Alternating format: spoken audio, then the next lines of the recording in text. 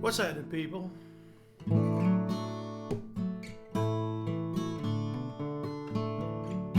Welcome to Music Monday.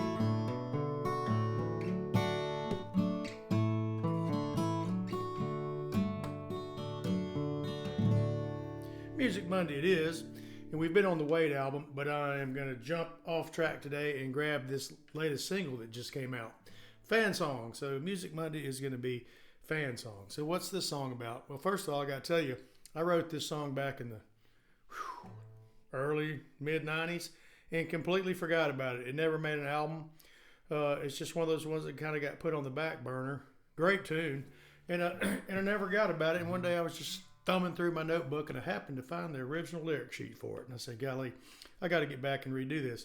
Now, what I did do is I had it in drop D originally when I wrote it, and I don't remember what key it was in, but I'd been experimenting with it in C tuning and in a capo on the second fret, which puts it in the key of D, but it's in open C.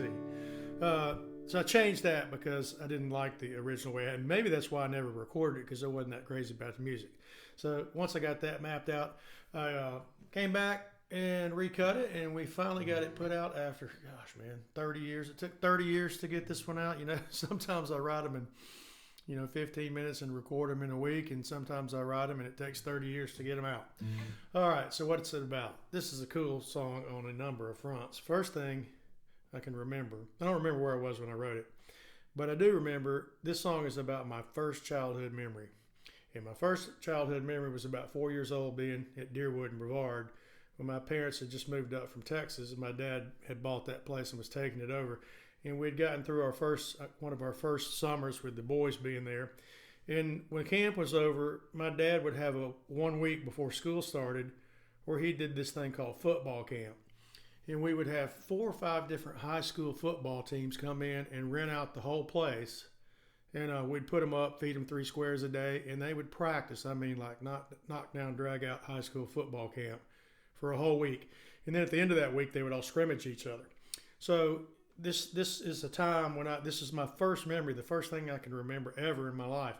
My mom had gone down to the craft shop and taken me with her at the camp. She was, tidying up everything from the end of the summer, all of her pottery stuff, and making sure all the keels were turned off and all that stuff. And I had wandered off right next door to the old original basketball gym, or PC gym. It's where the Coyote Lodge sits now. But back in those days, there was a building sitting there. And I got to tell you, if you ever saw the movie Dirty Dancing, it looked a lot like the pavilion that was in that movie. It had a stage on one end of it, a couple basketball goals in it. And we had 70 bunk beds set up in that gym for a high school team called Bladenboro High School out of North Carolina. The big gym would have Brooklyn Casey in it, all the cabins, Orangeburg, James Island. I'm just trying to remember some of the ones that all came there. But I do remember Bladenboro was in the gym. And I'd snuck off from my mom 100 yards next door, and I was sitting on the front porch of that gym, and all the football players were out on the field practicing. It was hot. It was in August. It was like dog days of summer. It was hot, even back then. So much for global warming, I guess, because this is probably 1969.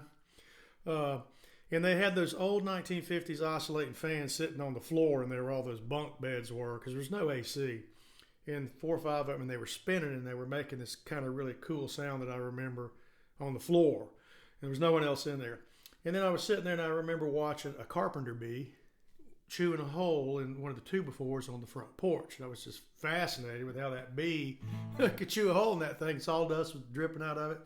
And then I hear my mom yell, so I ran back over to the craft shop. But the first couple verses of this song are about Western North Carolina, that time when the football camp was going on. And my first childhood memory, the very first thing, if you ever try to think back in your life to the very first thing you can remember, it's kind of hard to do sometimes, but this was definitely mine. Odd thing about that second verse, when it says they didn't realize out on the ball field, Bladenboro High School, they didn't realize there was a war going on a world away. And this was at the peak of the Vietnam War, right before it. And a lot of those boys probably got drafted, and a lot of them probably didn't come back. So kind of tying all that together. And it's really, this song is about, and I use the fan as a reference to just kind of daydreaming your way back to a time of complete youthful innocence when you didn't have any demands.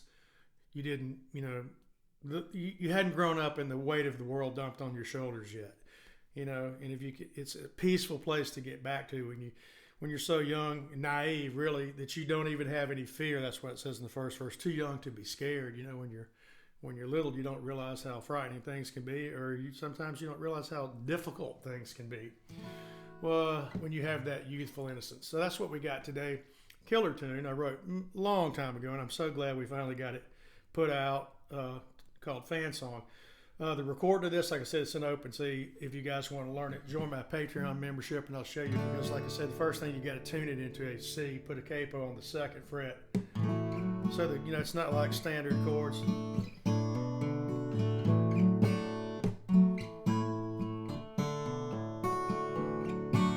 Kind of bluesy.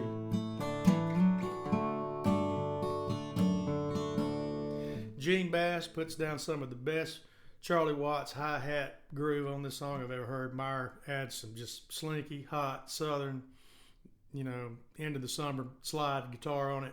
So it came out really good. Love this one. Like, follow, share, and as Paul Harvey would say, now you know the rest of the story, and you certainly do.